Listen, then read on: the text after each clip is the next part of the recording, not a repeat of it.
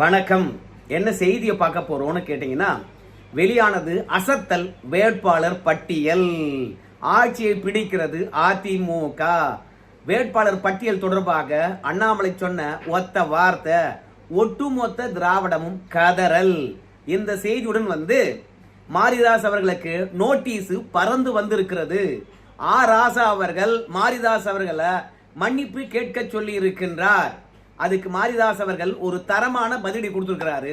So அதை தான் நாம இந்த இடத்துல விரிவா பார்க்க போறோம். ஆனா அதற்கு முன்பாக இதுவரைக்கும் நம்ம சேனலை நீங்க சப்ஸ்கிரைப் பண்ணலனா மறக்காம சப்ஸ்கிரைப் பண்ணிக்கங்க, கொஞ்சம் சப்போர்ட் பண்ணுங்க, இந்த வீடியோக்கு ஒரு லைக் போடுங்க. முதல்ல அண்ணாமலை சொன்ன ஒத்த வார்த்தை, முதல் வார்த்தை என்ன தெரியுமா? 27 வேட்பாளர்களுக்கும் வாழ்த்து. அவர் போட்டியிடவில்லை இல்லையா, அதனால அவருக்கு அதிருப்தி இருக்கும் அப்படின்னு எல்லாரும் நினைச்சாங்க. அந்த மாதிரி அதிருப்திலாம் இல்ல.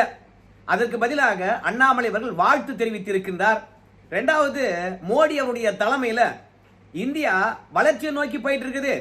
தமிழ்நாடு தவிர மற்ற எல்லா மாநிலமும் முன்னேறி போயிட்டு இருக்குது. காங்கிரஸ் எந்த மாநிலத்தில் ஆட்சியாளர்களோ அவங்க கூட நாட்டினுடைய வளர்ச்சிக்கும் மாநிலத்தினுடைய வளர்ச்சிக்கும் என்னதான் கருத்து வேறுபாடு இருந்தாலும் சரி, மாநில வளர்ச்சி என்றால் மோடியுடன் ஒத்துழைக்கிறாங்க. ஆனா தமிழ்நாட்டில் இருக்கக்கூடிய ஆட்சியாளர்களை பொறுத்த வரைக்கும் ஊழல் பண்ணி தொலைக்கிறாங்க. அதனால தமிழ்நாட்டில் வளர்ச்சியானது பின்னோக்கி போகுது. ரெண்டாவது, ஆணவ போக்கு. எங்களை விட்டா பெரிய ஆள் யார் இருக்கிறாங்க, நாங்க தான் எல்லாத்துலயும் கெத்து அப்படின்னு பேசுறதுனால தமிழ்நாடு பின்னோக்கி போயிட்டு இருக்குது. அதனால இந்த ஆணவக்காரர்களையும் ஊழல்வாதிகளையும் விரட்டி அடிப்பது மட்டும்தான் என்னுடைய வேலை.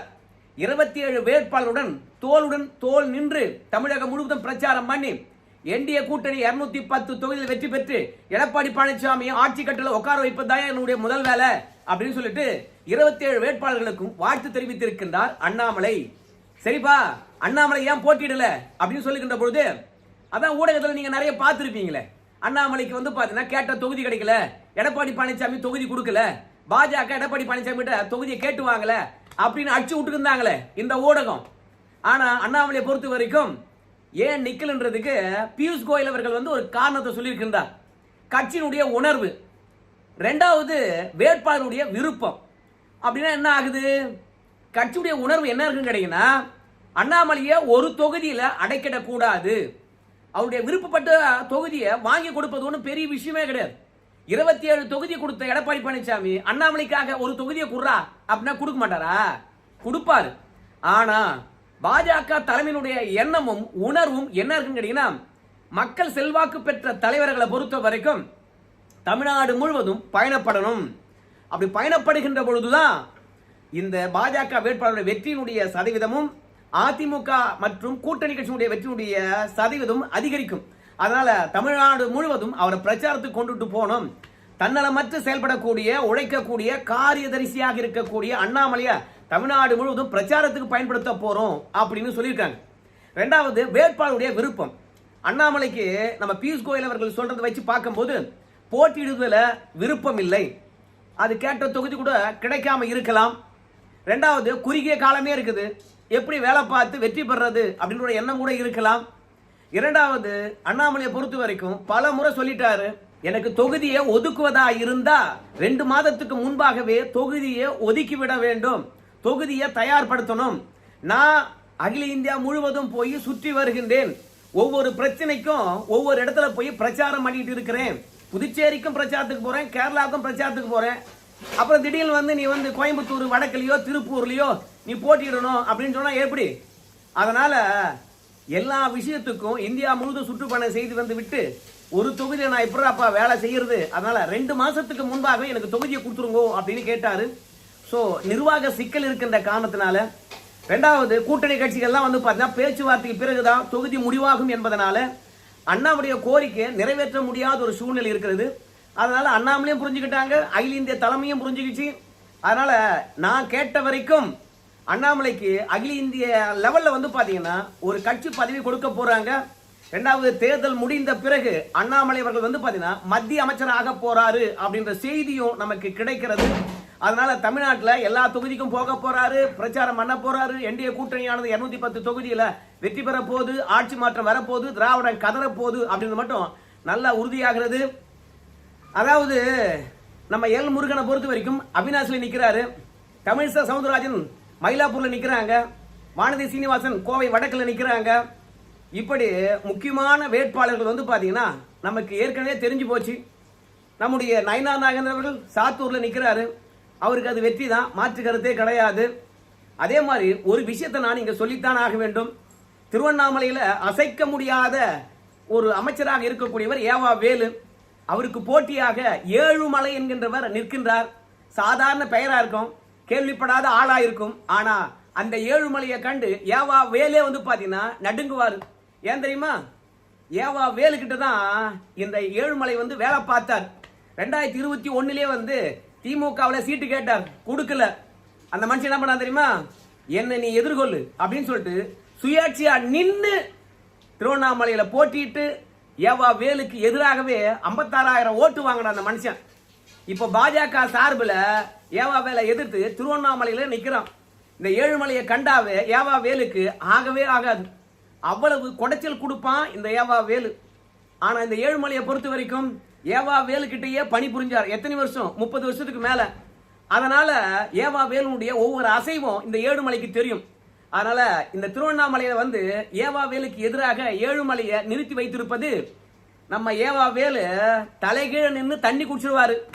நிச்சயமாக ஒண்ணுக்கு போக வச்சிருவாரு இந்த ஏழுமலை. அந்த மாதிரி கிடுக்குப்பிடி ஏவா வேலுக்கு பாஜக போட்டிருக்குது. ஒரு தரமான எதிரி தான் ஏவா வேலுக்கு முன்பாக நிறுத்தி இருக்கின்றார்கள். இந்த 27 பேரும் வந்து பாத்தீங்கன்னா நல்ல வேட்பாளர்கள் தான், தெரிந்த முகம்தான்.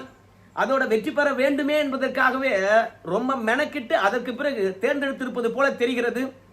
நயினார் நாகேந்திரனுக்கும் கொடுத்திருக்காங்க, ஆனால் பொன்னாருக்கு கொடுப்பாங்கன்னு பார்த்தோம், ஆனா கொடுக்கல. அதற்கு பதிலாக மீண்டும் நாகர்கோயிலே வந்து பாத்தீங்கன்னா நம்முடைய எம்.ஆர். காந்தி அவர்களுக்கு கொடுத்திருக்காங்க. செல்வாக்கு இருக்குது அப்படின்னு தெரிஞ்சுக்கிட்டு தான் எம்.ஆர். காந்தி அவர்களுக்கு கொடுத்திருக்கின்றார்கள். வேட்பாளர் தேர்வு என்கின்ற போது அசத்தலா இருக்கிறது. ஆனா அந்த வேட்பாளர் பட்டியல் வெளியாகிறதுக்கு முன்பாக எடப்பாடி பழனிசாமியை பொறுத்த வரைக்கும் அமைச்சர்களுடன் மோதுகின்ற தொகுதியை பாஜக தள்ளி விட்டுருக்காரியா அப்படின்னு சொன்னாங்க. ஆனால் அப்ப அதிமுக தரப்புல இருந்து சொல்லப்படுது என்ன தெரியுமா? பாஜக சொந்த பலத்துல அமைச்சர்களை எதிர்க்குதா, இல்ல அதிமுக பலத்துல வந்து பாத்தீங்கன்னா இந்த அமைச்சர்களை எதிர்க்க போறாங்களா? பாஜக அதிமுக கூட்டணி கட்சி இத்தனை பேருடைய பலத்துல தான் நாம அமைச்சர் பெருமக்களை எதிர்க்க போறோம். அதிமுக நின்றாலும் அதே கூட்டணியினுடைய பலத்தினால தான் எதிர்க்க போறோம். அதனால பாஜக நின்னா என்ன, அதிமுக நின்னா என்ன, நாம பேக் போனா இருந்து வேலை செய்ய போறது பிரதானமாக அதிமுக தானே.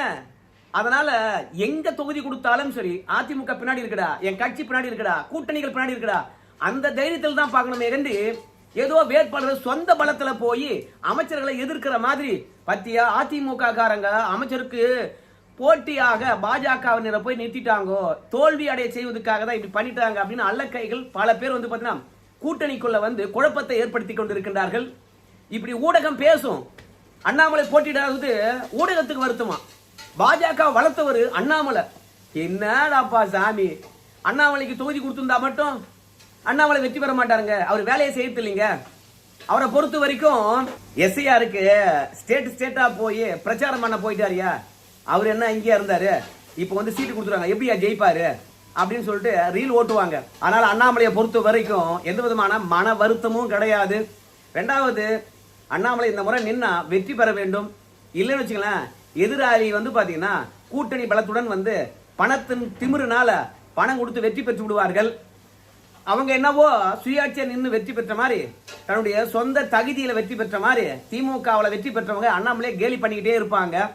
அதனால மீண்டும் கேலிக்கு ஆளாக கூடாது என்பதனால தான் ஒன்னு தொகுதியை தயார்படுத்திருக்கணும், இல்ல கேட்ட தொகுதியாக கொடுத்திருக்கணும் என்ற காரணத்தினால தான் அண்ணாமலையை பொறுத்த வரைக்கும் போட்டியிடவில்லை அப்படின்னு நல்லா உறுதியாகிறது. வேட்பாளருடைய விருப்பத்தின் பெயர்ல தான் நாங்க தொகுதியை ஒதுக்கி இருக்கிறோம் அப்படின்னு சொல்லி இருக்கிறாங்க. சோ வேட்பாளருடைய விருப்பத்தின் பெயர்ல தொகுதியை ஒதுக்கி இருக்கின்ற காரணத்தினால தொகுதிக்கு கட்சியும் செலவு பண்ணும், கேட்டு வாங்கினவங்களும் செலவு பண்ணுவாங்க. அப்ப திமுகவுக்கு சூன்யம் தான். 210 தொகுதி அண்ணாமலை சொன்ன மாதிரி இந்த என்டிஏ கூட்டணி வெற்றி தான் பெற போகுது, ஆட்சியை பிடிக்க தான் போகுது. நம்ம ஸ்டாலின் ஐயாவுடைய 2வது முறை ஆட்சி ஏறப்போறோம் என்ற கனவானது காற்றுல கரைய போது, பொறுத்து பாருங்க. இப்ப மாரிதாஸ் அவர்களை பொறுத்த வரைக்கும் ராசா அவனுடைய குரல் பதிவு என்று சொல்லிவிட்டு ஒரு 2 ஆடியோ வெளியிட்டு இருந்தாரு. சோ அந்த 2 ஆடியோ தொடர்பாக நேத்தெல்லாம் ஊடகமானது எதுவுமே பேசலையா. ஆனா இன்னைக்கு நம்ம மாரிதாஸ் அவர்களுக்கு ராசா தரப்புல இருந்து நோட்டீஸ் அனுப்பி இருக்கிறாங்களாம். இப்போ மாரிதாஸ் அவர்களை பொறுத்த வரைக்கும் மன்னிப்பு கேட்க சொல்லி இருக்கிறாங்க அப்படின்னு ஊடகமானது செய்தி போடுதான். ஏயா நேத்தெல்லாம் ராசா பொறுத்த வரைக்கும் கலைஞர் குடும்பத்தை எப்படிலாம் கழுவி கழுவி ஊத்துந்தார். அந்த ஆடியோ தொடர்பாக பேசுனீங்களா? ஆனா மாரிதாஸ் அவர்கள் வந்து மன்னிப்பு கேட்க வேண்டும் என்று செய்தி வருகின்ற போது மட்டும் முன்னணியில வந்து செய்தி போடுறீங்களே, நீங்க எப்பேற்பட்டவனு இப்ப நல்லா தெரிஞ்சு போச்சியா? இப்படி திமுக கிட்ட வாயை வித்து நீங்க சாப்பிடணுமா? ராசா நம்ம கிட்ட மன்னிப்பு கேட்க சொல்றாருன்னா எதுக்கு மன்னிப்பு கேட்க சொல்றாரு? அந்த ஆடியோவில் என்ன இருந்தது? இதை பற்றி இந்த ஊடகம் பேசியிருக்கணுமா இல்லையா? ஆனா ஊடகம் இதெல்லாம் பேசல. ஆனா ராசா மட்டும் மன்னிப்பு கேட்கணும்னு சொல்லிட்டு வரிசையில் வந்து நிக்கிறாங்கப்பா இந்த ஊடகத்தினர். நான் இன்னைக்கும் சொல்றேன், ராசா மன்னிப்பே கேட்க மாட்டேன், சாரிப்பா, நீ வந்து நீதிமன்றத்தில் வழக்கு போடு, நான் பார்த்துக்கிறேன். இதுக்கு ஏன் நோட்டீஸ் அனுப்புறேன்? நான் வந்து ஆதாரங்களின் அடிப்படையில் தான் பதிவிட்டு இருக்கின்றேன். நான் மாரிதாஸ், நான் மன்னிப்பு கேட்க மாட்டேன் அப்படின்னு சொல்லிட்டு தக்கல பதில கொடுத்திருக்கிறாரு. ஸோ ராசா பொறுத்த வரைக்கும் இந்த மாதிரி பிரச்சனை வந்தா உடனடியாக பிரஸ்ஸை கூப்பிடுவாராம், எல்லா மீடியா உட்கார வச்சு அவர் பக்கம் இருக்கக்கூடிய நியாயத்தை சொல்லுவாரா?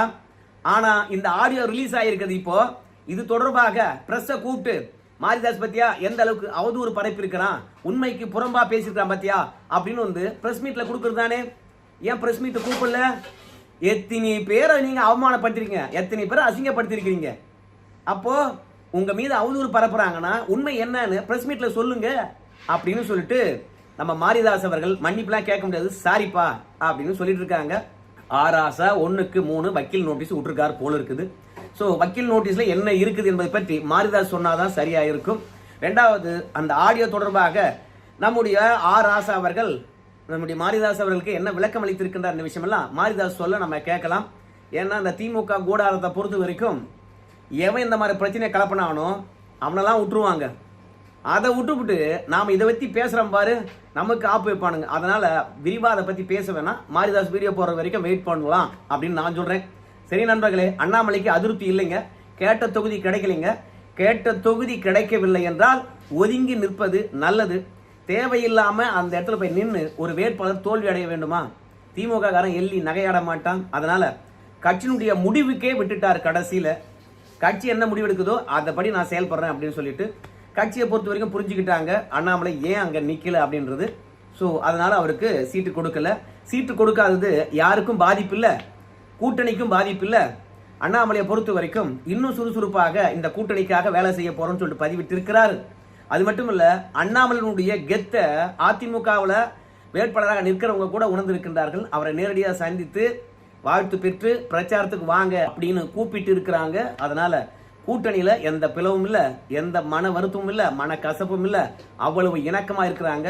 யாராவது ஊடகத்துல உட்காந்துக்கிட்டு அண்ணாமலைக்கு கேட்ட தொகுதி கிடைக்கலன்னு சொல்லிட்டு கம்பு சுத்தினான்னா எப்படியாவது இந்த கூட்டணிக்குள்ள கலகத்தை ஏற்படுத்த முடியுமா அப்படின்ற எண்ணம் மட்டும்தான் அவங்க கிட்ட இருக்கிறது, மற்றபடி எதுவும் இல்லை என்று நாம் நினைச்சுக்கலாம்.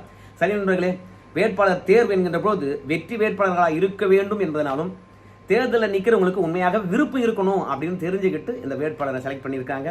ஸோ இந்த அசத்தல் வேட்பாளர்கள் ஆட்சியை பிடிப்பதற்கு அதிமுக பேர் உதவியாக இருப்பாங்க. பொறுத்து பார்க்கலாம் என்ன நடக்க போகுது. நன்றி.